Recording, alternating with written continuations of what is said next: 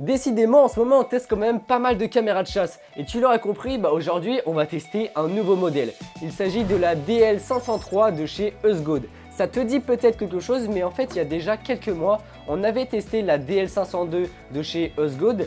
Et on avait fait les tests ensemble. C'est actuellement la meilleure caméra que j'ai pu tester selon mes critères. Pour moi, ce qui fait d'une bonne caméra de chasse, c'est qu'elle soit discrète, de jour comme de nuit, sécurisée, avec une bonne autonomie, une bonne qualité d'image de jour comme de nuit. Et alors là, le top, c'est d'avoir un écran en façade pour pouvoir faire les réglages et contrôler ce que l'on voit. J'ai donc hâte que l'on teste ensemble cette DL503 qui d'ailleurs est beaucoup plus grosse que d'habitude.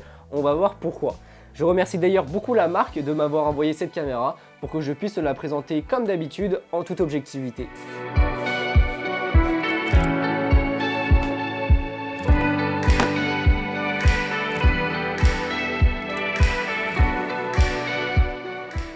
La caméra, la voici. Alors effectivement, elle est beaucoup plus haute que toutes les caméras que j'ai pu essayer jusqu'à présent, puisqu'elle mesure environ 16 cm de haut pour 480 grammes avec 4 piles AA à l'intérieur. Elle est entièrement en plastique, mais elle est quand même IP66, donc pas de problème pour pouvoir la laisser en extérieur sous la pluie. En façade, on va retrouver 3 capteurs, ce qui va nous permettre d'avoir un champ de détection à 120 degrés pour une vitesse de détection à 0,2 secondes, ce qui est très bien, et une distance de détection à plus de 20 mètres, ce qui est pareil excellent. Au-dessus, la caméra de 30 millions de pixels, on va pouvoir faire de la 4K 30. Alors c'est plus un argument marketing qu'autre chose la 4K, mais par contre ce que je peux affirmer c'est que la qualité vidéo est nettement supérieure par rapport à ce qu'on a pu essayer jusqu'ici. Sur les côtés, les 38 LED infrarouge noirs, donc invisibles, ce qui va permettre à la caméra de voir de nuit à une distance de plus de 20 mètres. Le gros avantage de ces LED là par rapport à d'autres qu'on pourrait retrouver sur le marché, c'est que celles-ci sont totalement invisibles et elles consomment moins d'énergie.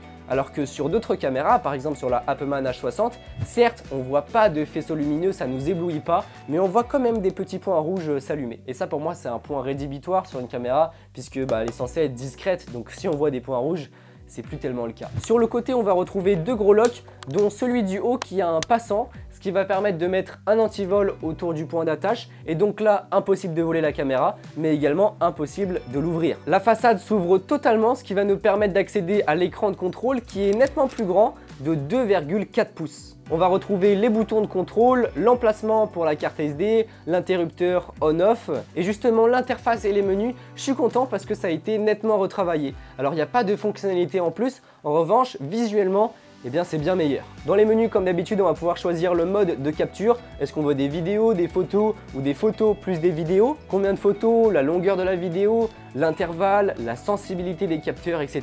Enfin bref, tu commences à connaître avec toutes les caméras que je t'ai présentées. Juste en dessous de l'écran, on a ce fameux bouton batterie eject, ce qui va permettre de sortir le slot batterie. Et donc ici, comme d'habitude, on va pouvoir soit mettre 8 piles AA, à savoir que la caméra fonctionne également sur 4 piles. On enchaîne sur le dessous, on va retrouver un pas de vis, un quart, comme je te l'ai dit, pour pouvoir fixer un support. Et on a également les petits passants pour pouvoir mettre une sangle, mais également un antivol. Bon allez, c'est parti pour les tests de la caméra. Je suis actuellement en train de filmer en 4K 30 avec celle-ci et le son provient également de la caméra.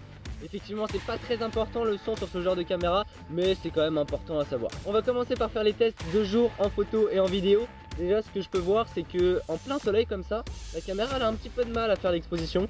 Mais bon, ça reste quand même plutôt pas mal, franchement. Alors malheureusement, pour des raisons de délai, j'ai pas pu faire les tests en forêt sur de l'animalier, mais je ferai ça très bientôt. En attendant, on va faire ça avec moi comme sujet, de jour comme de nuit. On va principalement tester la vitesse de détection et la qualité d'image, c'est ce qui va m'intéresser le plus, parce que sinon le reste, généralement, ce genre de caméra arrive à le faire très bien.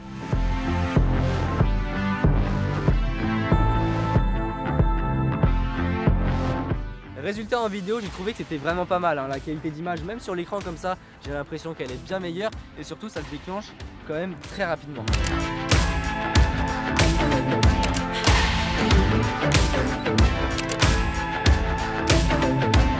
En photo cette fois-ci, c'est là où c'est à mon goût le plus flagrant. Pour le coup, ça se déclenche vraiment beaucoup plus rapidement que toutes les caméras que j'ai pu tester. Et surtout, les images elles sont nettes. Si je compare à d'autres photos que j'ai pu capturer avec d'autres caméras, Ça a rien à voir. Bon allez, c'est parti pour les tests vision nocturne. Donc en studio, je suis actuellement en train d'enregistrer avec la DL503 et juste à côté j'ai mis la DL502 pour comparer et voir ce que ça donne, s'il y a une petite amélioration. En vision nocturne, au niveau des LED infrarouges, j'ai l'impression que c'est à peu près la même chose sur les deux caméras, même si la qualité vidéo a l'air un poil meilleure sur la DL503. Une chose que je trouve important à préciser, et j'étais quand même assez étonné, sur la DL502, on a un champ de vision et un champ de détection de 120 degrés. En revanche, sur la DL503, on a toujours un champ de détection à 120 degrés. En revanche, le champ de vision de la caméra, donc le FOV, est beaucoup plus serré. Regarde tout de suite quand on compare les deux caméras, c'est quand même assez flagrant. Donc certes, sur la DL503, on a quand même une qualité d'image qui est meilleure, mais le champ de vision est beaucoup plus serré. Donc ça dépend de tes besoins et de tes critères, mais c'est quelque chose quand même à prendre en compte. Bilan, tu vas pouvoir retrouver cette caméra aux alentours des 150 €. Alors c'est vrai que c'est quand même un sacré budget, on va pas se le cacher.